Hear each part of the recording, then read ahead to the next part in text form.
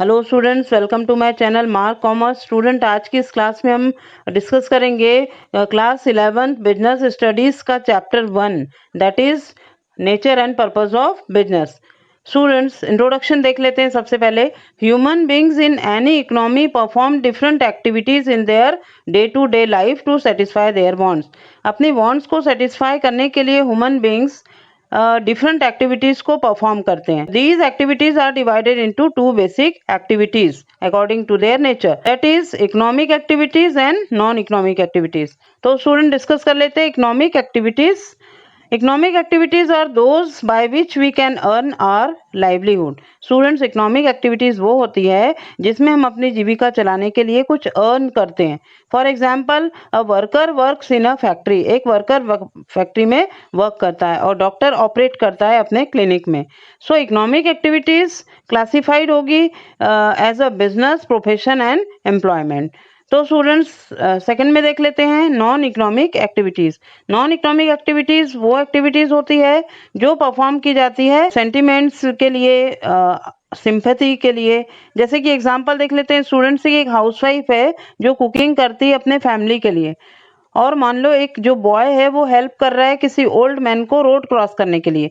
तो ये एक्टिविटीज में स्टूडेंट्स को रिम्यूनरेशन नहीं मिल रहा है, कोई उसकी इनकम नहीं हो रही, इसमें उसको सेटिस्फेक्शन मिल रहा है और वो सिंपैथी के लिए इस वर्क को कर रहा है। तो ये नॉन इकोनॉमिक एक्टिविटीज में इंक्लूड होता है। स्टूडेंट्स, कुछ डिफरेंस देख लेते हैं इकोनॉमिक एक्टिविटीज और नॉन इकोनॉमिक एक्टिविटीज के। जैसे कि स्टूडेंट्स, इसमें एग्जांपल देखते हैं। सबसे पहले इकोनॉमिक एक्टिविटीज का, टीचर टीचिंग एट स्कूल। अगर कोई टीचर है जो स्कूल में टीच कर रही है तो उसके बदले में रिम्यूनरेशन मिल रहा है। बट वही टीचर अगर अपने घर पे अपने बच्चों को पढ़ा रही है तो वो आ जाएगा नॉन इकोनॉमिक एक्टिविटीज में, क्योंकि वो टीच कर रही है अपने बच्चों को तो उससे उसको सेटिस्फेक्शन मिल रहा है।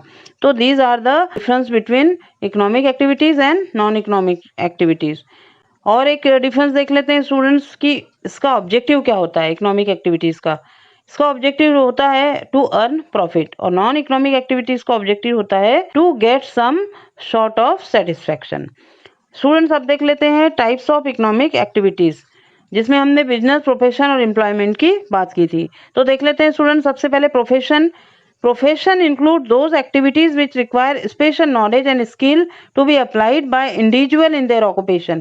प्रोफेशन वो होता है, इसमें वो एक्टिविटीज आती है स्टूडेंट्स, स्पेशल नॉलेज रिक्वायर होता है और स्किल रिक्वायर्ड होती है जिससे इंडिविजुअली अपने ऑक्यूपेशन को पर्सन चला सके। Such activities are generally subject to guideline or code of conduct laid down by professional bodies.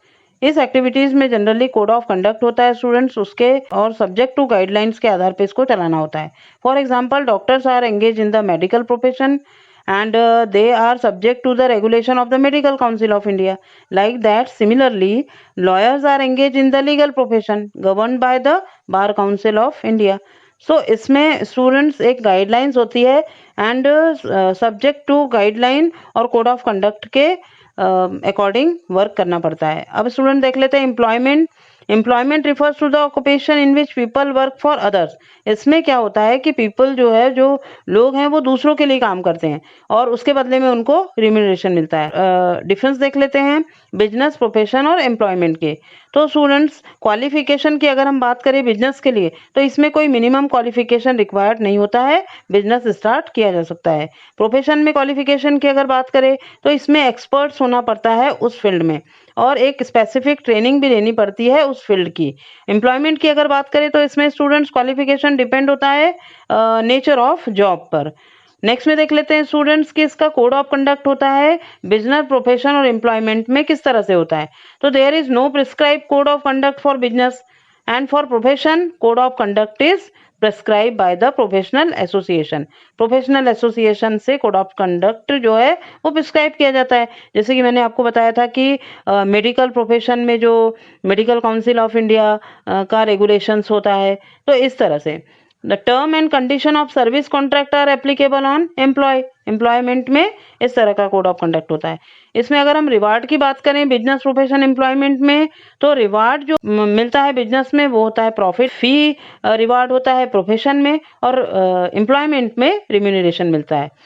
So these are the difference between business, profession and employment. Students अब देख लेते हैं कॉन्सेप्ट ऑफ बिजनेस, जिसमें हम उसकी characteristics को देख लेते हैं। कैरेक्टरिस्टिक्स ऑफ बिजनेस एक्टिविटीज में फर्स्ट है स्टूडेंट्स एंड इकोनॉमिक एक्टिविटीज। इसमें जो ऑब्जेक्ट होता है अर्निंग मनी और livelihood and not because of love, affection, sympathy or any other sentimental reason. An economic activity. Business is considered to be an economic activity because it is undertaken an economic activities. It involves exchange, sale, purchase of goods and services for mutual profit through the satisfaction of human wants. इसमें students exchange, sale, purchase involve होता है goods and services का और mutual profit के लिए through satisfaction of human wants. Next में देख लेते हैं student sale of exchange of goods and services for the satisfaction of human wants. एक एसेंशियल कैरेक्टरिस्टिक्स है बिजनेस की स्टूडेंट्स ये कि जिसमें हम सेल और एक्सचेंज ऑफ गुड्स और सर्विसेज करते हैं, किसके बीच में, सेलर एंड द बायर के बीच में, डायरेक्टली या फिर indirectly. For example students, cooking food at home for family is not business, however cooking food in a restaurant for customer and charging from them is a business. Last one, element of risk. Risk implies the uncertainty of reward or the possibility of loss it caused by some unfavorable or undesirable event. इसमें जो risk होता है, uncertainty होती है उसकी और possibility भी हो सकती है लॉस की, तो ये सब फेवरेबल और अनडिजायरेबल इवेंट्स होते हैं। इकोनॉमिक ऑब्जेक्टिव में फर्स्ट है अर्निंग प्रॉफिट। देखिए students, every businessman earn profit by satisfying the want of consumer. Consumer की वांट्स को सेटिस्फाई करते हुए हर बिजनेसमैन को प्रॉफिट अर्न करना है। Earning profit is very important for the growth and survival of the business. किसी भी बिजनेस की ग्रोथ, बिजनेस को आगे बढ़ना है, उसको आगे तक ले जाना है, उसको सर्वाइव करना है बिजनेस को, तो ये सारी चीज़ें जब प्रॉफिट अर्न करेगा बिजनेस तभी पूरी हो पाएगी। सेकेंड है students market standing. Business enterprises must try to enhance its market share as it can earn more only when large number of customers are there. देखिए स्टूडेंट्स, मार्केट स्टैंडिंग में भी businessman को profit की ज़रूरत पड़ेगी। Economic objective इसलिए भी बहुत इंपॉर्टेंट है स्टूडेंट्स कि वो मार्केट शेयर में कितना ज़्यादा से ज़्यादा लार्ज नंबर ऑफ कस्टमर्स को रिकॉग्नाइज कर सकता है अपनी परचेसिंग के लिए, अपने प्रोडक्ट को परचेस करने के लिए। स्टूडेंट्स नेक्स्ट है productivity. Every enterprise must aim of greater productivity through the best possible use of resources. Her enterprise जो है उसका एम होता है कि जो प्रोडक्टिविटी हो उसकी, उसमें बेस्ट पॉसिबल यूज हो रिसोर्सेज का, तो वो कंटिन्यूअस उसको सर्वाइवल करने में और प्रोग्रेस करने में हेल्प करेगा। स्टूडेंट्स इसमें बहुत इंपॉर्टेंट होता है इकोनॉमिक ऑब्जेक्टिव में कि worker performance and attitude. Business का एम होता है स्टूडेंट्स पॉजिटिव एटीट्यूड होना चाहिए जो पार्ट ऑफ वर्कर है उन पर। सोशल ऑब्जेक्टिव स्टूडेंट्स एम्प्लॉय का वेलफेयर भी ध्यान में रखना है इसमें। It is the duty of every employee to provide good working condition, और उनके साथ फेयर और जस्टिस ट्रीटमेंट करे और उनकी वेजेस भी इम्प्रेसिव उन एम्प्लॉयज़ को प्रोवाइड करे। सेकंड होता है स्टूडेंट्स की गुड क्वालिटी के प्रोडक्ट जो है वो सप्लाई करें। अब देखिए स्टूडेंट, बिजनेस जो है वो सोशल होता है, सोसाइटी के वेलफेयर के लिए भी बिजनेस को काम करना पड़ेगा। तो जो ड्यूटी ऑफ बिजनेसमैन होता है to produce and supply product of proper quality के प्रोडक्ट्स जो है वो कस्टमर तक पहुंचाए, सोसाइटी तक पहुंचाए, और उनके प्राइस भी कैसे होना चाहिए, रिजनेबल होना चाहिए, और वो कस्टमर को सेटिस्फाई कर सके और कस्टमर की एक्सपेक्टेशन को पूरा कर सके। Generation of employ.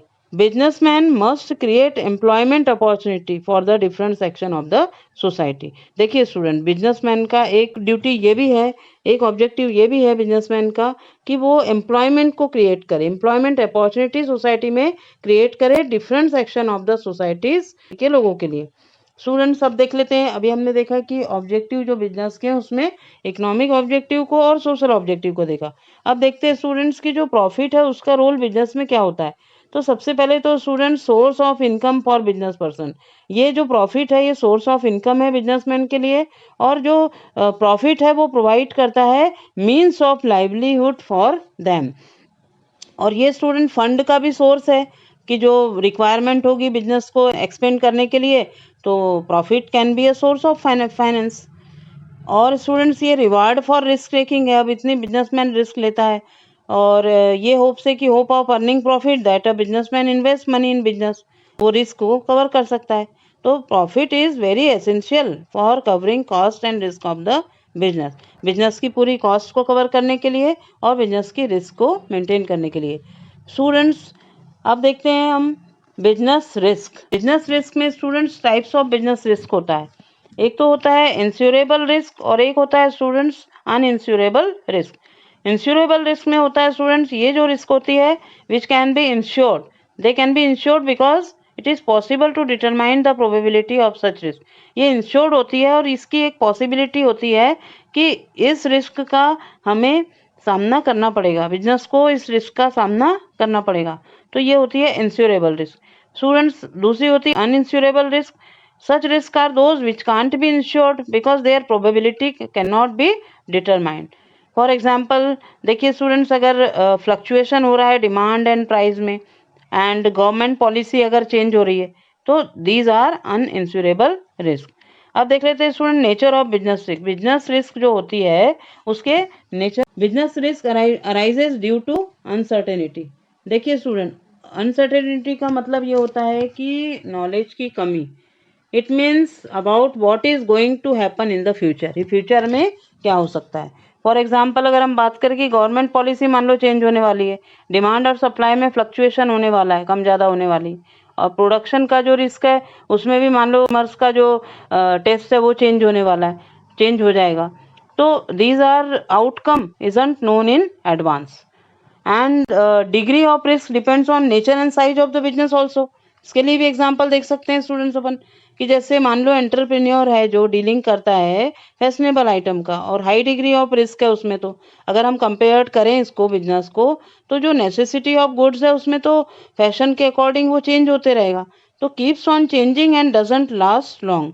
तो ये जो चेंजिंग होते रहेगा ये भी क्या है, एक रिस्क है, डिग्री ऑफ रिस्क इसमें ज़्यादा है। जैसे मान लो वी कॉलर की शर्ट चलती थी और अब कस्टमर यू कॉलर की शर्ट पहन रहे हैं, तो ये जो चेंजेस हो रहा है तो ये ड्यू टू फैशन चेंज हो रहा है। And profit is the reward for risk taking, और जो रिस्क लिया जा रहा है वो प्रॉफिट है, मिल रहा है, उसमें रिस्क है। Profit is the reward for risk taking. No risk no gain is an important principle for the all type of business. अब देख लेते हैं स्टूडेंट जो बिजनेस रिस्क होती है उसके कारण कौन कौन से, what are the causes of business risk. Business risk में स्टूडेंट एक तो नेचुरल कॉजेज हो सकते हैं, ह्यूमन कॉजेज हो सकते हैं, इकोनॉमिक कॉजेज होते हैं। तो नेचुरल कॉजेज में स्टूडेंट्स क्या होता है कि these are beyond the control of human beings, ये जो है ह्यूमन बींग के कंट्रोल के बियॉन्ड है, बाहर है, ऊपर है। नेचुरल कैलेमिटी होता है जैसे फ्लड है, अर्थक्वेक है, हैवी रेन्स है, तो इससे बहुत सारा नुकसान हो सकता है। तो इससे हैवी लॉस ऑफ लाइफ होता है, प्रॉपर्टी को लॉस होता है और बिजनेस की इनकम को भी लॉस होता है। Human causes these include chance of loss due to human resources of the organisation, ये ऑर्गेनाइजेशन के जो ह्यूमन रिसोर्सेज है उनके कारण इस तरह के लॉस होते हैं। तो ये लॉस किस लिए होते हैं स्टूडेंट्स, मान लो केयरलेसनेस है, मिसअंडरस्टैंडिंग है, डिसऑनेस्टी है, ईमानदारी से एम्प्लॉय काम नहीं कर रहा है, तो on the part of human beings, और stoppage of work due to, जैसे कभी कभी बिजनेस में स्ट्राइक्स हो जाती है और मैनेजमेंट की इनएफिशिएंसी हो जाती है। So these are the human causes for the business. Economic causes होते हैं स्टूडेंट्स, इकोनॉमिक कॉजेज में this include chance of loss due to change in market condition, market की कंडीशन के कारण अगर लॉस होता है तो ये इंक्लूड होता है इकोनॉमिक कॉजेज में। और ये डिमांड एंड सप्लाई में चेंज के कारण, मार्केट में मान लो कंपटीशन आ गया, टेक्नोलॉजी चेंज हो गई है, तो ये सारे जो इंक्लूड होते हैं इसमें। जैसे फाइनेंशियल प्रॉब्लम है, like rise in interest, interest में बड़ो इंक्रीजमेंट आ गया है, और रेट ऑफ बोरोइंग राइज हो गया है। In financial problem like rise in interest rate of for borrowing, so these are the economic causes. देखते हैं स्टूडेंट्स तो रिस्क को कैसे डील करता है बिजनेसमैन। इंश्योरेंस पॉलिसी लेता है, अपनी रिस्क को ट्रांसफ़र कर लेता है इंश्योरेंस कंपनी को। इसके बाद कुछ प्रोविजंस कर लेता है करंट अर्निंग के, जैसे provision for bad and doubtful डेब्ट, डाउटफुल जहाँ पर है कि मनी वहाँ पर लॉस हो सकता है, उसके लिए वो प्रोविज़न करके रखता है बिजनेसमैन, और टू रिस्की ट्रांजेक्शन को अवॉइड कर सकता है। अब स्टूडेंट देख लेते हैं क्लासिफिकेशन ऑफ बिजनेस एक्टिविटी। देखिए students, various business activities are classified into two broad categories. First तो है इंडस्ट्री और सेकंड है कॉमर्स। तो देख लेते हैं स्टूडेंट्स कि what do you mean by industry. Industry is concerned with production or processing of goods and material. For example, students, cotton textile industry produce textile goods. Cotton textile industry क्या produce कर रही है? Textile goods को. किससे कर रही है? From cotton. So, does industry refer to economic activity which are concerned with conversion of resources into useful goods? Economic activity industry क्या रिफर करती है स्टूडेंट्स? ऐसी इकोनॉमिक एक्टिविटीज को जो किससे कंसर्न होती है? रिसोर्सेज को यूजफुल गुड्स में कन्वर्ट करती है. अब देख लेते हैं students types of industries. Industry कितने टाइप्स की होती है? सो प्राइमरी इंडस्ट्री होती है, सेकंड है secondary industry and manufacturing industry. Next में है स्टूडेंट्स प्राइमरी इंडस्ट्री देख लेते हैं. प्राइमरी इंडस्ट्री में वो इंडस्ट्रीज आती है स्टूडेंट जैसे reproduction and development of living organism, plant है, प्रोडक्शन ऑफ नेचुरल रिसोर्सेज है, तो ये सारा इसमें इंक्लूड होता है. Primary industry may be of following types. Primary industry two types की होती है. एक तो होती है स्टूडेंट जेनेटिक और एक होती है एक्सट्रैक्टिव. तो एक्सट्रैक्टिव में स्टूडेंट्स क्या आता है? नेचुरल रिसोर्सेज, जैसे कि दीज इंडस्ट्री एक्सट्रैक्ट और draw out various product from natural resources. Natural resources से जैसे कि अर्थ है, सॉइल है, वाटर है, फार्मिंग है, फिशिंग है. So these are the example of extractive industries. अब देख लेते हैं student genetic industry. Genetic means क्या होता है? Heredity. These industries involve breeding और reproduction of plant and animal. Plant और एनिमल का ये रिप्रोडक्शन करती हैं. जैसे एग्जाम्पल देखते हैं स्टूडेंट्स, ये पोल्ट्री फार्म होते हैं, नर्सरीज होती है. So these are the example of genetic industry.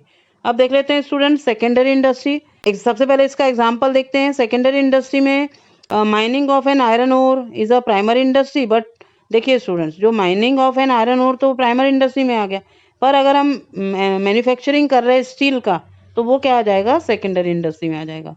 तो these industries are concern with using the material which have already been extracted. ये इंडस्ट्री वो होती है जिसमें हमने मटेरियल को ऑलरेडी एक्सट्रैक्टेड कर लिया है, फिर उसके बाद हम इसका मैन्युफैक्चरिंग करेंगे. नेक्स्ट में स्टूडेंट्स मैन्युफैक्चरिंग इंडस्ट्री, वो सेकेंडरी इंडस्ट्री में ही आती है. इसके बाद देखते हैं construction industry. These industry are engage in the construction of, जैसे बिल्डिंग है, डैम है, ब्रिजेस है, रोड है. So these are the construction industry. Tertiary industry देख लेते हैं student. These industries provide service facility. जो सर्विस फैसिलिटी होती है वो प्रोवाइड करती है, जैसे कि बैंकिंग, इंश्योरेंस की सर्विस मिलती है, वेयर हाउसेस की सर्विसेज मिलती है, कम्युनिकेशन की सर्विसेज मिलती है, पैकेजिंग एंड एडवर्टाइजिंग होता है. So these are the tertiaries industry. Student अब देख लेते हैं कॉमर्स का मीनिंग क्या होता है. सबसे पहले तो कॉमर्स हेडिंग है स्टूडेंट. अब कॉमर्स का मीनिंग देखते हैं अपन क्या होता है. Commerce includes all those activities which are necessary for facilitating the exchange of goods and services. देखिए स्टूडेंट, गुड्स और सर्विसेज को एक्सचेंज करने के लिए, उसको फैसिलिटेट करने के लिए जो ज़रूरी है वो एक्टिविटीज़ कॉमर्स में इंक्लूड होती है. अब जैसे हम कॉमर्स में फ्लो चार्ट की, तो अगर आपको फ्लो चार्ट बनाना है तो टू टाइप से, जैसे ट्रेड है और एक हो गया आपका ऑक्सिलरीज टू ट्रेड. तो ट्रेड में स्टूडेंट्स टू टाइप्स के ट्रेड आएंगे. कौन कौन से हैं? Internal trade and external trade. और ऑक्सिलरीज टू ट्रेड में आएगा स्टूडेंट्स जो सर्विसेज हैं वो आएगी उसमें, जैसे banking, insurance, transportation, warehousing की सर्विसेज है, कम्युनिकेशन की है, एडवर्टाइजिंग की है, तो ये सारी इसमें इंक्लूड होगी. तो सबसे पहले स्टूडेंट ट्रेड समझ लेते हैं, इंटरनल ट्रेड और एक्सटर्नल ट्रेड. तो इंटरनल ट्रेड, सबसे पहले तो ट्रेड का मीनिंग देख लेते हैं स्टूडेंट. ट्रेड को डिफाइन कर लेते हैं. Trade refers to sale, transfer और एक्सचेंज ऑफ गुड्स. ट्रेड में क्या होता है स्टूडेंट, जिसको व्यापार भी कहते हैं, इसमें ट्रांसफर या फिर एक्सचेंज होता है गुड्स का. और ये it helps in making the goods produce available to ultimate consumer और यूज़र. और ये इसमें भी हेल्प करता है कि जो प्रोड्यूस गुड हुआ है वो अल्टीमेट कंज्यूमर तक कैसे अवेलेबल किया जाए. तो इंटरनल ट्रेड देख लेते हैं स्टूडेंट्स. टाइप्स ऑफ ट्रेड में इंटरनल और home trade is concern with the buying and selling of goods and services with in the geographical boundary of a country. जो हमारी कंट्री की बाउंड्रीज तक ही सीमित है, वो बाहर नहीं सेल हो रहा है, तो वो होता है इंटरनल ट्रेड. अब इंटरनल ट्रेड में स्टूडेंट्स दो टाइप के ट्रेड आते हैं. एक है होलसेल ट्रेड और दूसरा होता है रिटेल ट्रेड. होलसेल ट्रेड में स्टूडेंट्स जब गुड्स जो परचेज होता है या सोल्ड होता है बल्क में, मतलब बड़ी मात्रा में, होलसेल में, तो उसे कहते हैं होलसेल ट्रेड. रिटेल ट्रेड उसे कहते हैं स्टूडेंट जिसमें गुड्स परचेज और सोल्ड होता है comparatively, and goods are purchase and sold in smaller quantity. तो उसे रिफर्ड किया जाता है स्टूडेंट्स रिटेल ट्रेड, मतलब छोटी क्वांटिटी में अगर वो सेल परचेस हो रहा है। नेक्स्ट में देख लेते हैं स्टूडेंट एक्सटर्नल ट्रेड। अभी हमने इंटरनल ट्रेड देखा, उसमें 2 टाइप के ट्रेड देखे, होलसेल ट्रेड और रिटेल ट्रेड।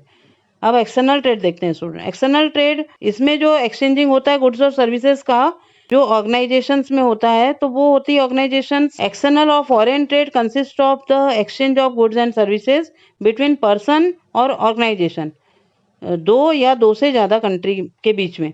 इसमें इंपोर्ट, एक्सपोर्ट और एंट्रीपोर्ट ट्रेड होता है। इंपोर्ट ट्रेड में स्टूडेंट्स जब गुड्स परचेस होता है अनदर कंट्री से, तो उसको बोला जाता है इंपोर्ट ट्रेड। मतलब हमने हमारे भारत में सामान मंगवाया, हमने हमारे इंडिया में बाहर की कंट्री से सामान मंगवाया, तो इसका मतलब क्या किया, हमने इंपोर्ट किया। एक्सपोर्ट ट्रेड में स्टूडेंट ये होता है कि हमारी कंट्री से बना हुआ सामान क्या है, दूसरी कंट्री में जा रहा है। If goods and services are sold to other country, other country को हम सोल्ड कर रहे हैं, और तो हम इसे बोलते हैं एक्सपोर्ट ट्रेड। और एंट्री पोर्ट ट्रेड उसे बोलते हैं जिसमें students when goods are imported for export to other country, मतलब जैसे कि हमारे इंडिया ने मान लो जापान से सामान मंगवाया और किसी दूसरी कंट्री को वो सामान को भेजेगा, तो it is known as entry port trade. अब देख लेते हैं स्टूडेंट ऑक्सिलरीज टू ट्रेड में हमने बात की थी कम्युनिकेशन की, बैंकिंग की, इंश्योरेंस की, वेयर हाउसिंग की, एडवर्टाइज की। देखिए स्टूडेंट्स, वेरियस ऑक्सिलरीज ट्रेड को तो हमने देख लिया, अब उसकी डिटेल देख लेते हैं थोड़ा। ट्रांसपोर्टेशन, ट्रांसपोर्टेशन में क्या क्या आता है, रोड है, रेल है, तो raw material to the place of production. Transportation से क्या होगा कि जो रॉ मटेरियल, देखिए जहाँ पर प्रोडक्शन होता है वहाँ तो रॉ मटेरियल अवेलेबल नहीं हो पाता, तो रॉ मटेरियल को कहीं से मंगवाना पड़ेगा, तो उस प्लेस ऑफ प्रोडक्शन तक रॉ मटेरियल को पहुँचाना। The finish goods from factories to the place of consumption. अब फैक्ट्री में अगर प्रोडक्शन हो गया है गुड्स का, तो उसको कंजप्शन ऑफ प्लेस पर भी पहुंचाना पड़ेगा। कंजप्शन ऑफ प्लेस पर उसको पहुंचाने के लिए हमें ट्रांसपोर्टेशन की सर्विस की जरूरत पड़ेगी। इसके बाद नेक्स्ट में स्टूडेंट है banking. Business needs funds for acquiring asset, purchasing raw material and day to day expenses. Banking में हमको बहुत सारी सुविधाएं मिलती है स्टूडेंट्स की, हम परचेस करते हैं, रॉ मटेरियल को परचेस कर सकते हैं, हमारे डे टू डे एक्सपेंसेस को पूरा कर सकते हैं। फंड की हमारी जो नेसेसिटी है, जैसे हमने मान लो in the form of overdraft facility ले ली, कैश की फैसिलिटी ले ली, लोन ले लिया, एडवांसेस ले लिए, तो ये सारा बिजनेसमैन को कमर्शियल बैंक से मिल जाता है। इंश्योरेंस का अगर देखें हम स्टूडेंट्स, तो business involve various types of risk. हमने शुरू से पढ़ा है कि बिजनेस में जो बहुत सारी रिस्क होती है, वेरियस टाइप्स ऑफ रिस्क होती है, तो जैसे फायर है, एक्सीडेंट है, तो मटेरियल एंड गुड्स जो हमारे स्टॉक में रखा हुआ है, तो उसकी रिस्क भी हमारी बिजनेसमैन का एक रिस्क हो जाता है कि वो लॉस और डैमेज ना हो। वेयर हाउसिंग में देख लेते हैं स्टूडेंट्स, वेयर हाउसिंग क्या होता है। Warehousing refers to the holding of preservation of goods until they are finally consume. Warehouse इसलिए होता है स्टूडेंट्स कि वो प्रिजर्वेशन में गुड्स को रख सकते हैं, होल्ड कर सकते हैं, जिस जब तक के गुड्स फाइनली कंज्यूम नहीं होता तो उसको सुरक्षित रखना होता है। तो इस प्रॉब्लम से भी हम ओवरकम हो सकते हैं। गुड्स और the problem of storage of goods and facility, the availability of goods when needed. Advertising, advertising brings goods and services to the knowledge of prospective buyer. देखिए स्टूडेंट, जो प्रोडक्शन कंपनी ने किया है, जो प्रोडक्शन बिजनेस के पास है, उसको prospective buyers तक उसका नॉलेज हो, प्रोस्पेक्टिव बायर्स तक उसका नॉलेज पहुंचे, तो ये एडवर्टाइजिंग करता है। With the help of such knowledge consumer can obtain better value for their money. तो इसमें कंज्यूमर क्या करेगा, अपनी better value for their money. Advertising helps to promote the sale of product like electronic goods, automobiles है, soap and detergents है, तो इसमें सब में वो एडवर्टाइजिंग हेल्प करता है। के लिए क्या करता है स्टूडेंट्स, ये इंफॉर्मेशन प्रोवाइड करता है उन गुड्स के बारे में। कम्युनिकेशन, कम्युनिकेशन सर्विसेज वो होती है स्टूडेंट, जैसे एग्जांपल देख लेते हैं, पोस्टल सर्विसेज है, टेलीफोन फैसिलिटीज है, और ये सब हेल्प करती हैं बिजनेस में।